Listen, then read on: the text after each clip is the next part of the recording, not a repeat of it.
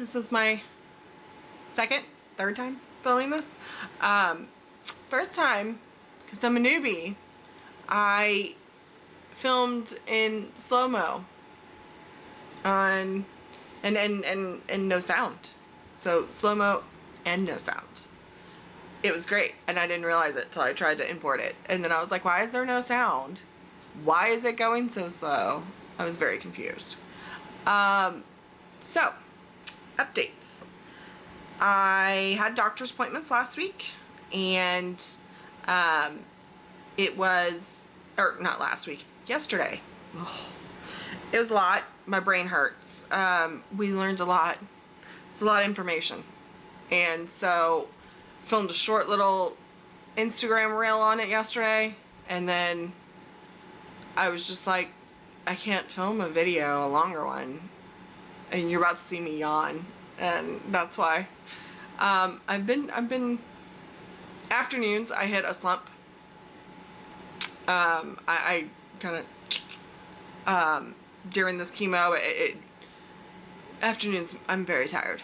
And then chemo brain kind of hits full force. So if I have loss of words, that is why. So yesterday I met my stem cell doctor. Very nice man. More importantly, very knowledgeable. And kind of informed me more of my Hodgkin's, but more of this treatment. And what makes a good candidate, an okay candidate, and then a not so great candidate for this treatment. I make a good candidate. That was a little slurred, but I make a good candidate. Sorry, I was grabbing my drink. So I am a good candidate because, well, we only have one confirmed lymph node of cancer. These two might have some cancer, but they don't think it's as much as what was showing up on the PET scan, because the second PET scan, the nodes here shrunk. You can't really see that, but the nodes in the sternum, they shrunk. And so cancer doesn't shrink. So they think some of the inflammation in those lymph nodes, if not majority of it, I had a sinus infection and an upper respiratory infection at the time. And so that made those obviously swell since they went down by the second time. But there may be some cancer in there, so I am what's considered stage 2 conservatively. Definitely stage 1, because it would only be in one area. This would make it 2. So one area would be like this here. 2, well, no. I don't even know if I'm stage 2, because I think this maybe from diaphragm up is considered one area, and then neck is considered 2, because that's where it was originally. So, yes. I guess it would be stage 1. I don't know. I'm either stage 1 or stage 2. I should ask my doctor that next week.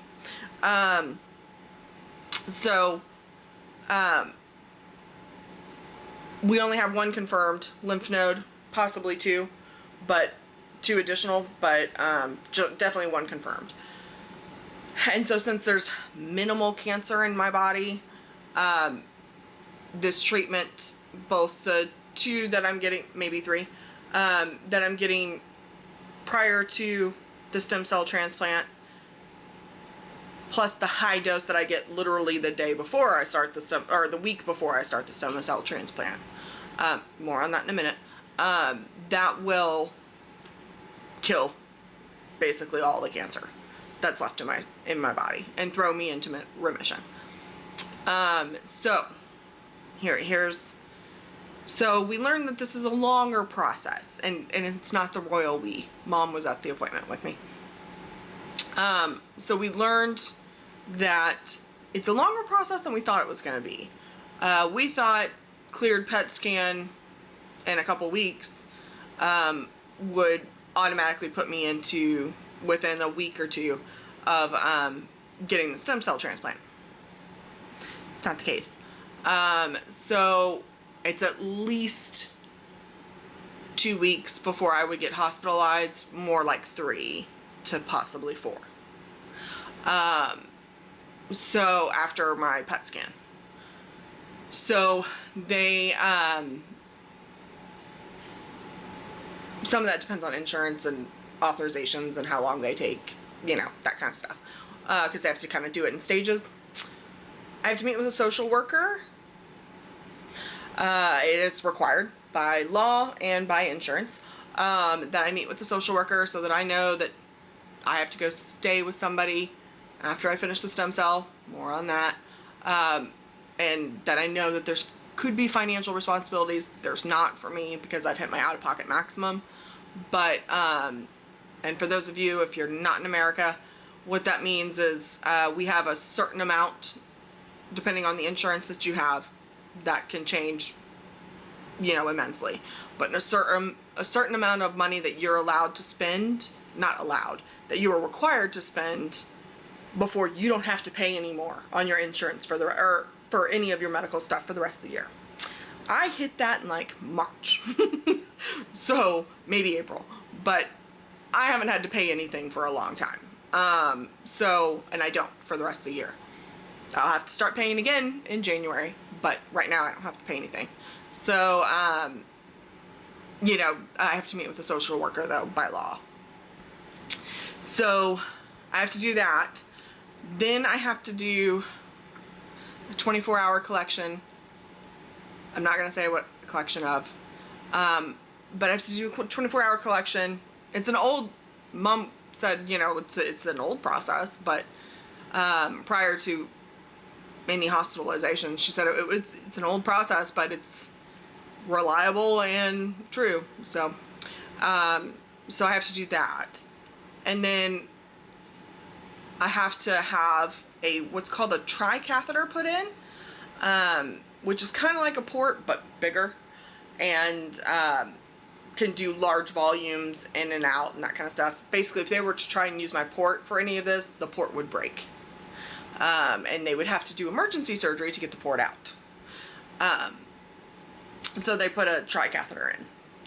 And so I'll have matching scars on either side, but I have a great scar cream, or scar spray. I'm not worried about that. I haven't touched it yet because they're gonna use it to cut all this out. So they're gonna cut on the same lines. So I haven't used the scar cream. I was like, we're gonna wait until they're done slicing me open. So I get one of those on this side. And then right after I have that surgery, I start what's called growth factor injections for 4 days, which is basically Neulasta, but much stronger, to stimulate my stem cells to grow. And then after the 4th day, so on the 5th day, I get, or they harvest the stem cells. They'll do it through the port, they pull out, or the tricatheter, they'll pull out blood, and somehow they spin it down to, the stem cells are a different density than everything else, so they can spin it down to pull those stem cells out. They think it's a full day process. So it takes, I get there at 6:30 in the morning, and I'm there apparently all day to get the stem cells harvested. And they have me set up for 2 days. They don't think it'll take 2 days. They think it'll just take 1. But just in case, since I've had chemo beforehand, they could need to do a 2nd day just to get enough stem cells. And then I get a week break after that, and then I get admitted into the hospital. So then the day after I get admitted, I start the beam high dose chemo. And that is a 6-day process. Apparently I'm not gonna, the doc let us know that apparently I'm not gonna really be sick with that. 1 out of 10 is horribly sick, where 1 out of 10 people are they feel horrific. 1 out of 10 act like it's nothing. And then there's the rest that are just basically in the middle of, wasn't as bad as they thought it was going to be, but wasn't fantastic. Like, they didn't feel fantastic. But it wasn't really as bad, because when you say high dose chemo to any chemo patient, we're going to sit here and be like, oh, good Lord, I'm going to be throwing up my guts. I'm going to feel horrible. Apparently it's not going to be that bad. So, and it actually won't, most say apparently that it's not the week of chemo that you feel bad. It's the next week that you don't feel good. Which is, I'm guessing because your body's going through so many changes, because the chemo kills everything. Like, I will have no immunity, and we'll get onto that in a minute, but I will have no immunity. And then you're giving me 24 hours after I finish high dose chemo, and then you're injecting a whole bunch of stem cells and asking my body to go ahead and produce a bunch of stem cells. So I'm guessing that next week of not feeling great, like, you don't feel horrific, but you just don't feel great. That is because your body's just like, what are you doing to me? And that's what that is. I will lose all of my hair, so from head to toe. So that includes my eyebrows and my eyelashes. Eyebrows are probably the thing I'm the most upset about, which is stupid, but it's the thing I'm the most upset about. I can deal with not having hair on my head because I have a very nice wig that is a human hair wig, same cut and color as my previous haircut and my hair length. And so it's just like, I can deal with that. I can wear that. They said my hair will come back full force within 3 months. And so I can deal with that. And I can deal with no eyelashes because, you know, you can get glue-on strip eyelashes. Fine. It's the eyebrows. There are no, like, glue-on strip eyebrows that look good. I mean, it's just, it's not fair. So, I do have those Mad Love eyebrow stencils that I'm gonna use, I guess, while I'm waiting for my eyebrow hairs to grow back, which really stinks because they're back and they're a color and they're back. They're a different color than they were when I started chemo, but they're a color.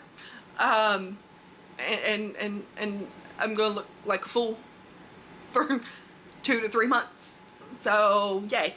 But luckily, actually, with eyebrows, it's not like your regular hair. Like, they don't need to be that long in order for you to be able to, like, put on some powder and it look like eyebrows. So there is that. I mean, at least it won't, once they really start growing in, I'm normally within 2 to 3 weeks, they're eyebrows. You know, and I'm good. So yeah, I'm not really upset about losing the hair from here down because not shaving for 3 months sounds like a fantastic thing. I'm not really that upset about it. In fact, I was slightly upset after I finished chemo when my leg hair started growing back. And I was like, no, I was enjoying not shaving. I'm slightly upset about that. And then, let's see. I was like, that is one chemo side effect I'm okay with. Let's see. I am back in metabolic syndrome. So I did find that out yesterday. I've been thrown right back into it. So it had been resolving. We're not resolving anymore. And for those of you who don't know what that is, basically from, well, really from like here down to literally your pelvis, like the top of your hip bones, swell. And half the time I look pregnant. My hands swell, and excuse my thumb, it's probably red. I got bit and I've been itching it. My hands swell, my face swells, my neck swells, like all of that swells. So, but apparently the stem cell may jumpstart my recovery to from the metabolic syndrome again. So that's good, because it kind of resets everything in your body.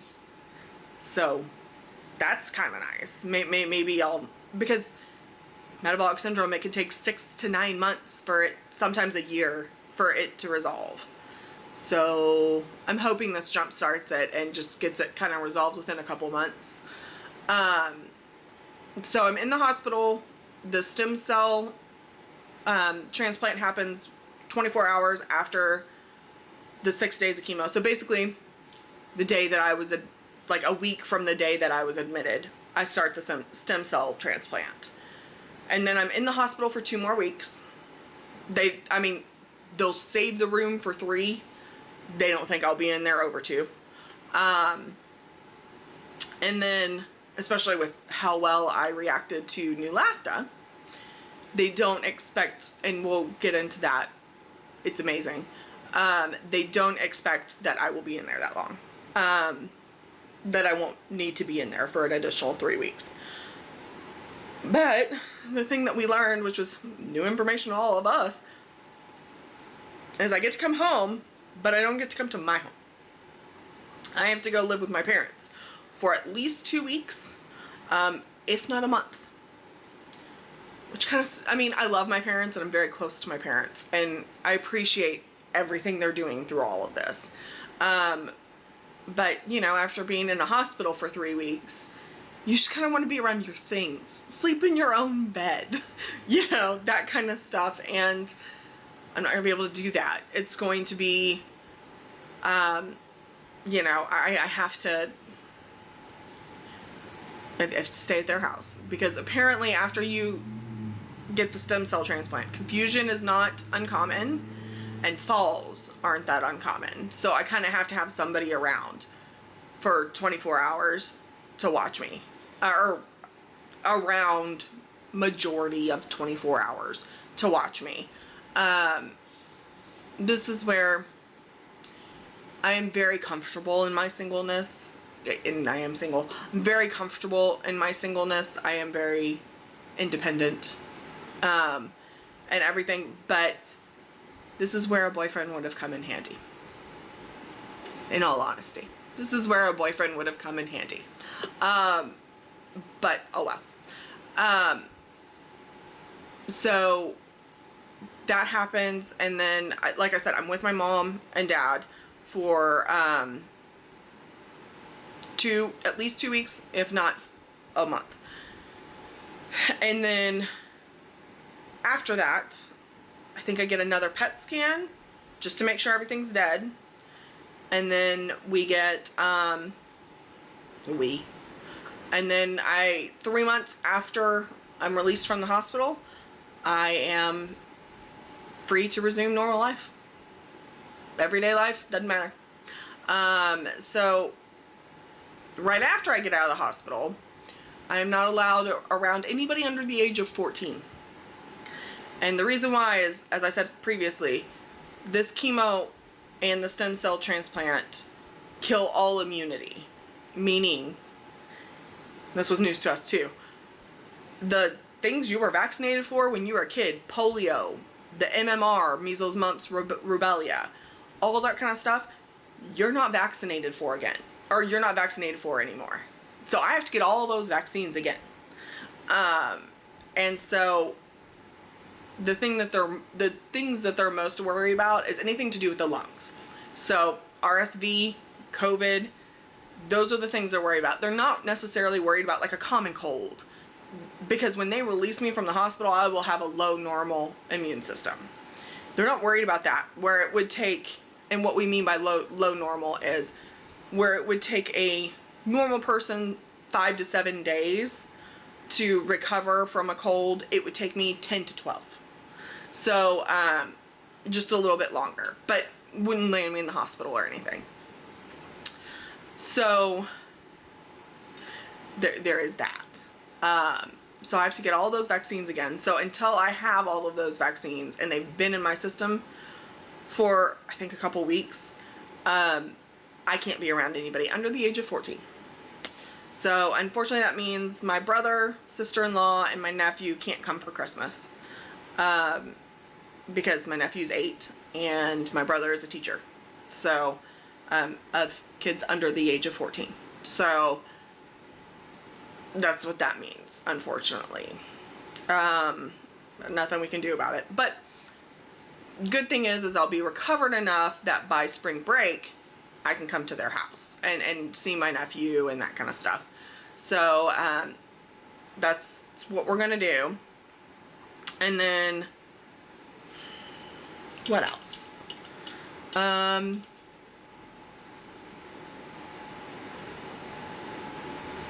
I'm trying to think of anything that I've left out that I've learned. Learned a lot. My brain hurts. Oh, so to give an example of how much I've learned, this is the binder I have to read about my transplant. It's very large. They told me to take my time with it. I'm gonna cover up the hospital name, but it's a large and in charge binder. I mean, it's very thick. She was like, it's gonna take you a bit to get through that, and I was like, okay. So I have to do all of that. It's my brain hurts. So we found that out. What else? Oh, I can have visitors. I did find that out. So I can have 2 visitors a day. My best friend's, if she wasn't a doc, would not be allowed to come. But since she is a doc, they have approved her coming because she knows what to look for. So she knows with the RSV and that kind of stuff, kind of what to look for. So they will allow her to come. And then my mom's best friend, who I call my aunt, she is also looking at hopefully coming. So, and they just all kind of want to set eyes on me. They haven't seen me since all of this started. So they all kind of want to set eyes on me, which I appreciate. It's very sweet. And then I get to have my, apparently I'm going to have an appetite. I had been told that I wasn't. Doc basically refuted that and said, no, you will. You may not want to eat a lot, or you may be like, you know what, chicken soup just sounds good. And that may be the thing that sounds good to you, but you'll want to eat. So that's good. They don't think that they'll have to give me nutrition. And then I'm allowed caffeine, which is good, because I was worried about having a caffeine withdrawal, about not being allowed to have caffeine. Apparently I can. I was like, last thing I need is to be dealing with the side effects of high dose chemo and caffeine withdrawal. And anybody who says, you know what, this would be a great time to decaffeinate, that's never gonna happen. So that's just a non-starter conversation. It's not gonna happen. I'm apparently allowed to bring my own food. I'll either have, it depends on the room I get, but I'll either have my own fridge in the room, or outside of the room there will be a community fridge that will have stuff that has my name on it, that they'll bring into the room for me.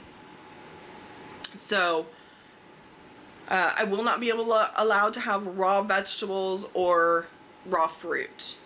Everything has to be cooked. But I can eat anything I want. If it sounds good, they encourage me to eat it. They don't really care about health. I mean, they do to an extent, but they also care just that I'm getting calories. So there's that.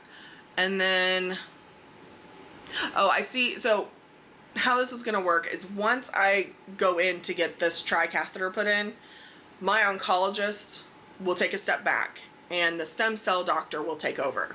I won't see my oncologist again until after they go to remove this. And then I'll start seeing him again. He's going to be informed of everything. I mean, like, they'll still talk to each other. And the stem cell doctor is an oncologist as well. They'll talk to each other, but I won't see him again. So for about 2.5 months, I won't see my oncologist. And then, assuming everything goes well, I may have already said this, but I can't remember. This may have been said in the other video that was in slow-mo with no sound. So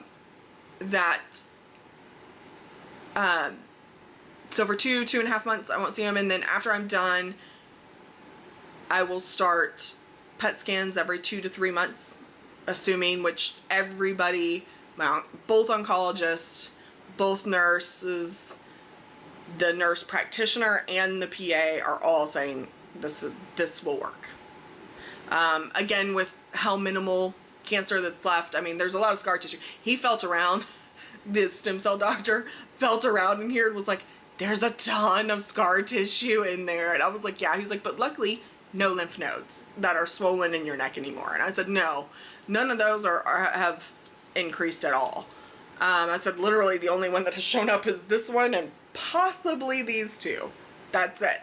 And so, but he was like, yeah, you're right. You've got a ton of scar tissue in there. I was like, yep, I do. I have a ton. So there's that. And then I think that's everything. Maybe? I think that's everything. So I'm kind of okay with the break. So I'm either starting the stem cell beginning-ish of November or beginning of December, like very end of November, beginning of December, like the week after Thanksgiving. We're going to try and keep me out of the hospital Thanksgiving and Christmas. So, I mean, if I have to choose one, it's going to be Thanksgiving. I don't want to be in the hospital at Christmas. Christmas is my favorite holiday. I don't want to be in the hospital at Christmas. So if I have to be in the hospital at one of them, it's going to be Thanksgiving. So there's that. But, so I'm okay with it being as late as it is of a start, because I need to, like, get this house in order. Like, I need to do a major deep clean, major organization. And by deep clean, I mean, like, pull stuff out of cabinets and look and see if I actually need it. And if I don't, either donate it, or if it's not donatable. That's a hard word to say. If I can't donate it, then we're going to, or we, again, the royal we are going to throw it away. But just get it out of my house. So that when I come back after 2 months, basically, I have a very clean house. I have a very organized house, because apparently I'm not going to have a ton, like, it's going to take me a bit to get my energy back. Because your body's really working on replacing those stem cells and getting the bone marrow fixed up and all of that kind of stuff. So, that's its focus, not giving you a ton of energy. So, apparently naps are going to be a thing, which is fine. So yeah, so I want to really get this place, like, cleaned up and organized. But I'm kind of sad I don't get to decorate for Christmas, but my parents' house is always decorated beautifully, so I still get Christmas. And then I may just take my Christmas tree over there and put it in my room there, in the corner. I won't decorate it, but just at least have a tree in my room, like a lit tree. I may do that. Mom doesn't know that. I just had that thought. So I'll have to inform her of that. And then, what else?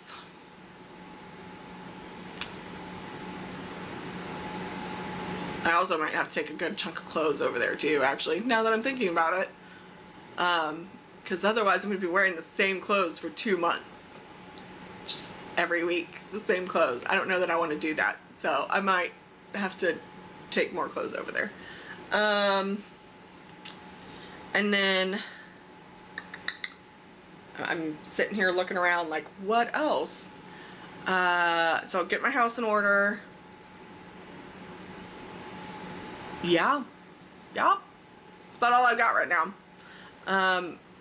There's probably more that I'm forgetting, and I might figure that out later. I know there's more I'm forgetting, but my brain is not functioning right now. Chemo brain has attacked this evening, and it's not functioning. So, yeah. Other than that, I think that's all I've got right now, and I will talk at you guys later. Hope everyone has a great evening. I may check in as I am working on, my kitchen is the first one, and then my office is the second thing that I'm gonna really work on. So, yep. Other than that, I hope everyone has a great day. Talk to you later.